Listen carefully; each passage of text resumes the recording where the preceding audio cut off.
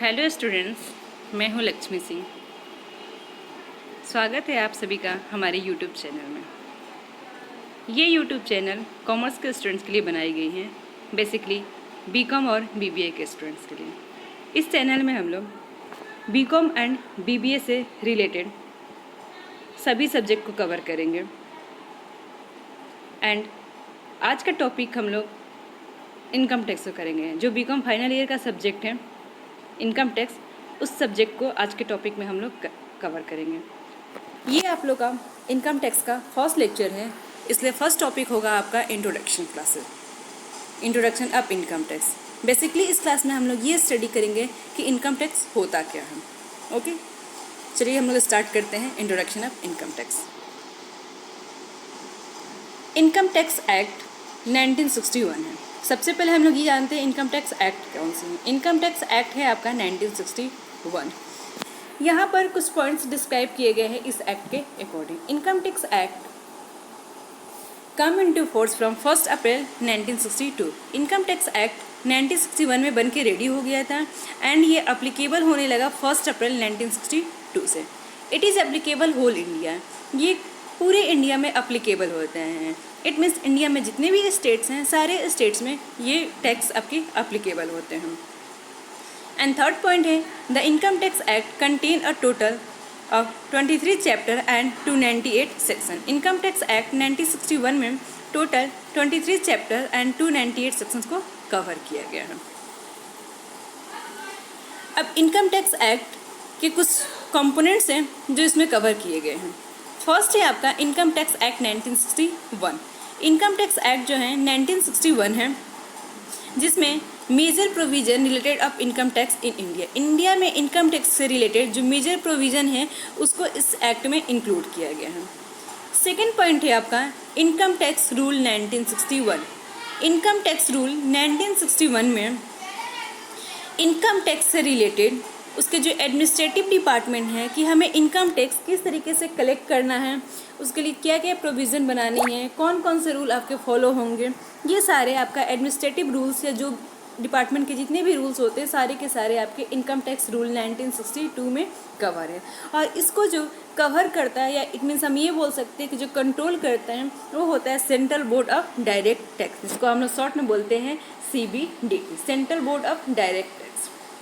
Third point है आपका finance act. देखिए फाइनेंस एक्ट में बोल रहा है कि every year financial minister of government of India present a budget to the parliament.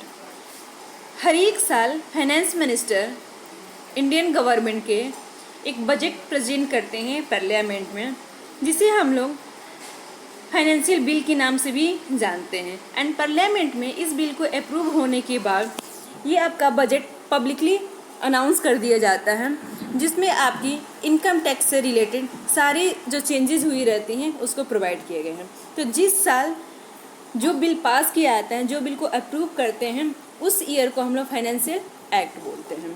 ये एवरी ईयर आपका mostly last month of Feb में होता है। नेक्स्ट पॉइंट है आपका circular and notification. Finance bill में फाइनेंस एक्ट के थ्रू फाइनेंस मिनिस्टर बिल को अप्रूव कर देते हैं एंड पार्लियामेंट में बिल को पास कर देते हैं बजट के थ्रू। एंड उसके बाद भी अगर गवर्नमेंट को कभी लगता है कि इस टैक्स में कुछ चेंजेस करने की रिक्वायरमेंट है तो गवर्नमेंट सर्कुलर या नोटिफिकेशन देकर पब्लिक को इन्फॉर्म करती हैं और उसमें जो भी चेंजेस होते हैं उन्हें अप्रूव कराती हैं। नेक्स्ट टॉपिक है आपका history of income tax in India. India में इनकम टैक्स की क्या हिस्ट्री है, तो यहाँ पर मैंने शॉर्ट में हिस्ट्री को समझाने की कोशिश किया है आप लोग को। यहाँ पर 2 पार्ट्स में डिवाइड किए गए। सबसे पहले pre independence and post independence. देखिए जो ये इनकम टैक्स है ये आफ्टर इंडिपेंडेंस की नहीं है, ये इंडिपेंडेंस से पहले की है। जब ब्रिटिशर का कंट्रोल था हमारी कंट्री में तभी से टैक्स कलेक्ट करना स्टार्ट हो गया था। तो इनकम टैक्स फर्स्ट टाइम हुआ था आपका 1816 में हुआ था। प्री इंडिपेंडेंस की बात करें तो सेकेंड टाइम है आपका इनकम टैक्स एक्ट 1886 बना था। अगेन इनकम टैक्स एक्ट 1918 बना था एंड प्री इंडिपेंडेंस में था आपका income tax act 1922। Post independence हुआ था इनकम टैक्स एक्ट 1961, जो कि अभी तक कंटिन्यू में चल रहा है। इसमें आपका टाइम टू टाइम कुछ चेंजेस होते हैं, कुछ चेंजेस आते हैं, उसे अप्रूव किए जाते हैं, बट जो एक्ट है वो आपका 1961 ही रन कर रहा है। अब हम लोग आते हैं मेन टॉपिक पर, व्हाट इज टैक्स। टैक्स होता क्या है? आप लोग ने सभी ने नाम सुना होगा टैक्स के बारे में। बेसिकली जिनके पेरेंट्स गवर्नमेंट एम्प्लॉय होंगे वो हमेशा मार्च के टाइम पर बोलते हैं अगर हमें टैक्स पेमेंट करना है, टैक्स पेमेंट करते हैं। तो आज हम लोग जानते हैं टैक्स होता क्या है। यहाँ पर बोला है कि tax is a compulsory payment to made by every resident of India.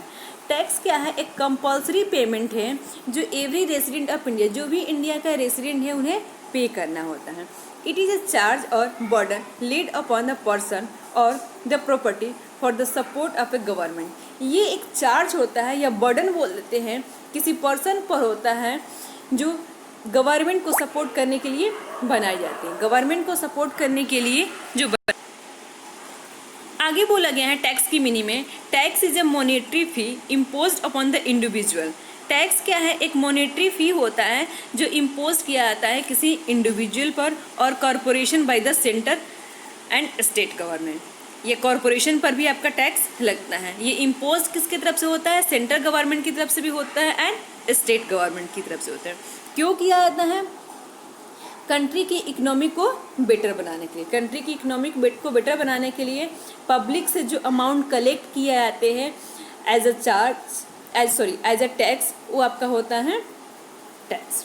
ठीक है, तो टैक्स को सिंपल वे में अगर हम लोग समझना चाहें तो हम लोग ये बोल सकते हैं कि tax is a compulsory payment to state government और central government in monetary terms. Tax जो होता है हमेशा मॉनेटरी टर्म्स में ही पेमेंट करना होता है, नॉन मॉनेटरी टर्म्स में टैक्स का पेमेंट नहीं किया जाता है। नेक्स्ट पॉइंट है आपका टाइप्स ऑफ टैक्स। टैक्स को कितने पार्ट्स में डिवाइड किए गए हैं? टैक्स को 2 पार्ट्स में डिवाइड किए गए हैं।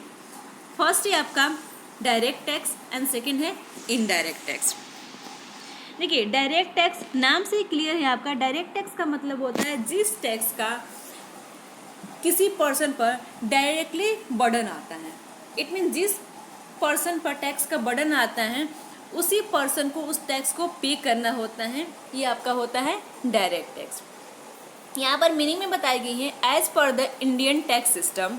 इंडियन टैक्स सिस्टम के according direct tax in India are the ones that are directly levied on the an individual और टैक्स पे इनकम। जो इंडिविजुअल या टैक्स पेई होते हैं उनकी इनकम पर अगर डायरेक्टली कोई टैक्स को चार्ज किया जाता है, बर्डन किया जाता है उनके ऊपर, वो आपका होता है डायरेक्ट टैक्स।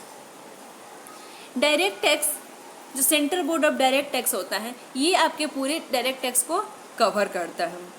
डायरेक्ट टैक्स में जिस पर्सन पर जो टैक्स की लायबिलिटी आती है उसी पर्सन को पे करना होता है एंड ये किसी अदर पर्सन पर ये इस टैक्स को हम लोग ट्रांसफ़र नहीं कर सकते हैं। For example income tax and wealth tax. Income tax it mean जो पर्सन इनकम अर्न करता है उन पर वो टैक्स लगाए जाते हैं। सेकेंड पॉइंट है आपका इनडायरेक्ट टैक्स। इनडायरेक्ट टैक्स का मतलब होता है कि जिस टैक्स को हम पे तो करते हैं बट डायरेक्टली बर्डन हमारे पास नहीं आता है। ये टैक्स हमेशा एक दूसरे पर्सन के साथ शिफ्ट होता रहता है। ठीक है, इनडायरेक्ट टैक्स में होता है कि गवर्नमेंट किसी एक पर्सन पर टैक्स को चार्ज करती हैं, बर्डन देती हैं एंड वो पर्सन अदर पर्सन से उस टैक्स को कलेक्ट करता है। ठीक है, अब इनडायरेक्ट टैक्स को न्यू फॉर्म जीएसटी के फॉर्म में दिया गया है जिसे हम लोग बोलते हैं गुड्स एंड सर्विस टैक्स। ये टैक्स इनडायरेक्ट टैक्स किसी पर्सन की इनकम पर नहीं लगता है, ये गुड्स या सर्विसेज पर प्रोवाइड किया जाता है। डायरेक्ट टैक्स पर्सन की इनकम पर या उनकी वेल्थ पर लगता है but indirect tax goods and services पर लगती हैं। देखिए, टैक्स जो होता है सभी पर्सन को, सभी इंडिविजुअल को पे करना होता है, चाहे कोई छोटा बच्चा हो या जिसकी एज 100 ईयर्स हो गई हो, टैक्स उन्हें पे करना ही करना है। बट हमें वही फील होता है जो हम डायरेक्टली पे करते हैं। जिस प्रोडक्ट पर हम लोग डायरेक्टली पे नहीं करते हैं उसे हमें लगता है कि हम इस पर टैक्स नहीं दे रहे। जैसे मार्केट से अगर कोई हम लोग सामान परचेज करें, कोई भी गुड्स को परचेज करते हैं तो उसमें भी लिखा रहता है इंक्लूडिंग टैक्स। इट मीन्स हम टैक्स पे कर रहे हैं बट हम डायरेक्टली क्या करें, डायरेक्टली नहीं पे कर रहे क्योंकि हम टैक्स ऑफिस में नहीं जाते हैं और वहाँ पर फॉर्म नहीं फिल करते हैं और वहाँ पर टैक्स हम नहीं देते हैं। तो इनडायरेक्ट टैक्स का आपका एग्जाम्पल में लिखा गया है custom duty, excise duty, VAT, ये सब पहले बहुत सारे टैक्सेस थे जो कि अब पूरा का पूरा चेंज करके जीएसटी के फॉर्म में ला दिया गया। अभी भी इनडायरेक्ट टैक्स के कुछ पोर्शन ऐसे बचे हुए जो जीएसटी के अंडर कवर नहीं होते हैं। तो इनडायरेक्ट टैक्स हमारे सब्जेक्ट का टॉपिक नहीं है, तो इसका इंट्रोडक्शन बस है। Okay, next topic income tax. देखिए, हमने बात किया था डायरेक्ट टैक्स की, और डायरेक्ट टैक्स में एग्जांपल दिया था income tax and wealth tax. मैंने स्टार्टिंग में आपके सब्जेक्ट का नेम को इंट्रोड्यूस किया था इनकम टैक्स। ये हम लोग का सब्जेक्ट है इनकम टैक्स, और ये पार्ट से आपका डायरेक्ट टैक्स का। अब इसी के बारे में हम लोग को स्टडी करना है। देखिए, यहाँ पर मीनिंग दी गई है, income tax is such a direct tax which is imposed upon the income of person. Income tax वो डायरेक्ट टैक्स होता है जो किसी पर्सन की इनकम पर इम्पोज किया जाता है। इट मीन्स किसी पर्सन की इनकम पर लगाया जाता है। Income tax is computed in accrued or received net taxable income by a person during a previous year according to the prescribed rate of income tax in current assessment year।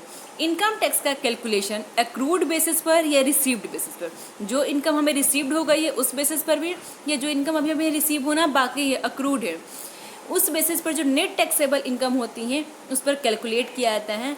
कब की, जो previous year की income होती हैं उस year की income पर current में जो असेसमेंट ईयर चलता रहता है। इसके लिए हमेशा जो बजट में बिल पास होता है उसी के जो प्रिस्क्राइब रेट होता है, इनकम टैक्स में रेट डिसाइड किए गए हैं, उसी रेट से इनकम टैक्स आपका चार्ज होता है। आगे बताया गया है, it is an important source of income tax of central government. Income tax central government के थ्रू चार्ज किया जाता है और सेंट्रल गवर्नमेंट का एक इम्पॉर्टेंट सोर्स होता है जिससे सेंट्रल गवर्नमेंट अपनी कंट्री का डेवलपमेंट में यूज़ करती है। इनकम टैक्स से जो भी मनी रिसीव होती हैं, जो भी अमाउंट रिसीव होती हैं, कंट्री डेवलपमेंट में, कंट्री के डेवलपमेंट में उसका यूटिलाइजेशन करती हैं। तो इसे हम लोग बोल सकते हैं कि आपके सेंट्रल गवर्नमेंट का इम्पोर्टेंट रेवेन्यू होता है इनकम टैक्स।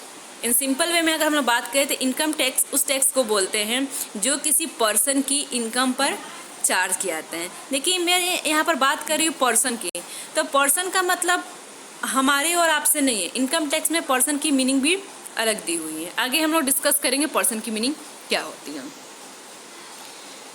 आगे फीचर्स है इनकम टैक्स की। इनकम टैक्स की कौन कौन से फीचर्स होते हैं? फर्स्ट है income tax is A direct tax. First feature सबका होता है, इनकम टैक्स क्या है? एक डायरेक्ट टैक्स है। सेकेंड है income tax is A central tax. Income tax central tax होता है, इट मीन सेंट्रल गवर्नमेंट के थ्रू ये अप्लाई होता है, इसलिए हम लोग इसको बोलते हैं सेंट्रल टैक्स। आगे पॉइंट बोला है income tax is computed upon the net taxable income of previous year. Income tax का कैलकुलेशन प्रीवियस ईयर के नेट टैक्सेबल जो इनकम होती है उस पर कैलकुलेट किया जाता है। नेक्स्ट है exempted limit of income tax. Income tax में एग्जेम्प्टेड लिमिट दी हुई है। जो हमेशा हमारा जो इनकम टैक्स का स्लैब रेट है तो वहाँ पर एक एग्जेम्प्टेड लिमिट दी गई है कि इतने इनकम तक जो अभी हमारा अप्लाई होगा, जैसे इसमें जिसकी एज बिलो 60 ईयर्स है तो वहाँ पर है कि 2,50,000 तक अगर किसी पर्सन की इनकम है तो उन्हें क्या करना होगा? टैक्स नहीं देना होगा। आगे पॉइंट बोला गया है income tax is payable by every SSC. जो भी एसएससी हैं उन्हें इनकम टैक्स पे करना होता है। एसएससी का मतलब ही होता है टैक्स पे करदाता। नेक्स्ट पॉइंट है income tax is paid in current assessment year. Income tax current assessment year में पे किया जाता है। कब के लिए? प्रीवियस ईयर की इनकम पर। जैसे अभी आपका ईयर चल रहा है आपका 2021, ये आपका करेंट असेसमेंट ईयर है। जो हमने 1920 में इनकम अर्न किया होगा उसकी जो टैक्स हम इस साल पे करेंगे।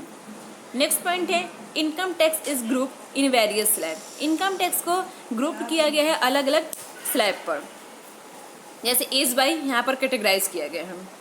एंड लास्ट पॉइंट है progressive rate of income tax. Income tax का प्रोग्रेसिव रेट है, इट मीन्स अगर इनकम आपकी हाई होती है तो आपका टैक्स रेट भी हाई होता है। जैसे जैसे किसी इंडिविजुअल की या किसी पर्सन की इनकम हाई रेट से चली जाती हैं, आपकी इनकम टैक्स की रेट भी आगे कंटिन्यू होती रहती हैं।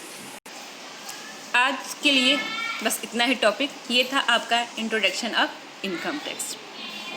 Thank you students. Next again income tax से रिलेटेड कंटेंट को समझने के लिए सब्सक्राइब करिए मेरे चैनल। Thank you.